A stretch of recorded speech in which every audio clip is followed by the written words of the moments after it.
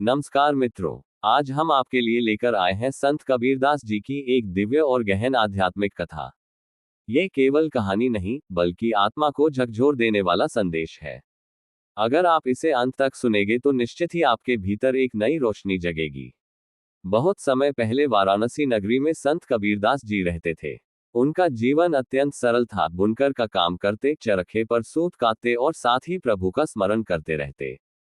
उनकी ख्याति दूर दूर तक फैल चुकी थी। लोग उनसे मिलने आते और अपने जीवन की उलझनों का समाधान पाते। एक दिन एक विद्वान पंडित कबीर के पास पहुंचा। उसके पास वेद, शास्त्र, उपनिषद का बहुत ज्ञान था। वह घमंड से भरा हुआ बोला, कबीर, तुम तो निरक्षर हो, पढ़े लिखे नहीं हो। बताओ, तुमने ईश्वर को कैसे जाना? बिना शास्त्र पढ़े कोई ज्ञान कैसे पा सकता है? कबीर मुस्कुराए और शांत स्वर में बोले, पंडित जी, ज्ञान किताबों में नहीं, अनुभव में है। मैं तुम्हें एक कहानी सुनाता हूं, ध्यान से सुनना। कबीर ने कहा, एक बार एक विद्वान नदी पार कर रहा था। नाविक उसे पार ले जा रहा था। विद्वान ने नाविक से पूछा, अरे नाविक, तुमने व्याकरण पढ़ा है? नाविक ने कहा, नहीं महाराज, मैं तो अशिक्षित हूं। विद्वान हंस पड़ा और बोला, तो तुम्हारा आधा जीवन व्यर्थ हो गया। व्याकरण जाने बिना मनुष्य मूर्ख ही रहता है। कुछ देर बाद विद्वान ने फिर पूछा, नाविक, तुमने खगोलशास्त्र पढ़ा है? नाविक बोला, नहीं महाराज। विद्वान फिर हंसा, तो तुम्हारा 3/4 जीवन व्यर्थ चला गया। बिना शास्त्र के मनुष्य अंधा है। इतने में अचानक तूफान आ गया। नाव डगमगाने लगी। नाविक ने घबराकर विद्वान से पूछा, पंडित जी, आप तैरना जानते हैं क्या?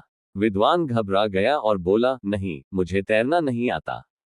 नाविक बोला, तो महाराज, अब आपका पूरा जीवन व्यर्थ हो गया, क्योंकि नाव तो डूबने वाली है।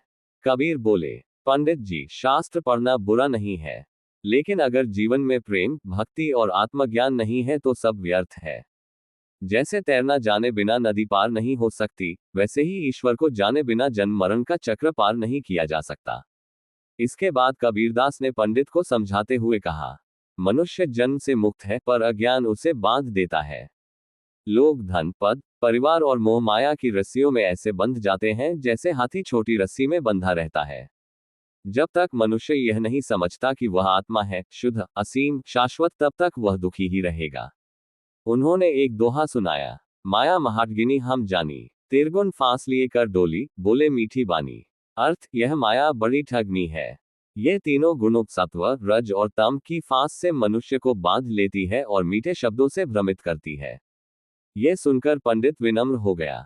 उसने कबीर से पूछा, गुरुदेव, तो फिर सच्ची मुक्ति कैसे मिले? कबीर ने कहा, बहुत सरल है। हर पल नाम जपो, अपने भीतर झांको और पूछो, मैं कौन हूं? जैसे ही मनुष्य अपने भीतर सत्य को पहचानता है, वैसे ही उसके सारे बंधन टूट जाते हैं। उन्होंने फिर दोहा सुनाया, पोथी पढ़ी पढ़ी जगमुआ, पंडित भया न कोय। ढाई आखर प्रेम का, पढ़े सो पंडित होए। अर्थ, किताबें पढ़ते पढ़ते लोग मर गए, पर कोई सच्चा ज्ञानी न हुआ। जिसने प्रेम के 2 अक्षर पढ़ लिए, वही सच्चा पंडित है। पंडित ने पहली बार अनुभव किया कि उसका ज्ञान केवल शब्दों का खेल है। उसके हृदय में परिवर्तन होने लगा। उसने कबीर से कहा, गुरुदेव, आज तक मैं केवल अहंकार में जी रहा था। अब मैं समझ गया कि ईश्वर को पाने का मार्ग भक्ति और प्रेम है, न कि केवल किताबें। कबीर ने आशीर्वाद देते हुए कहा, सही कहा। जब तक हृदय में भक्ति और प्रेम का दीपक नहीं जलता, तब तक सारा ज्ञान अंधकार ही है। प्रिय मित्रों, इस कथा का सार यही है, केवल पढ़ाई, शास्त्र और बाहरी ज्ञान से मुक्ति नहीं मिलती।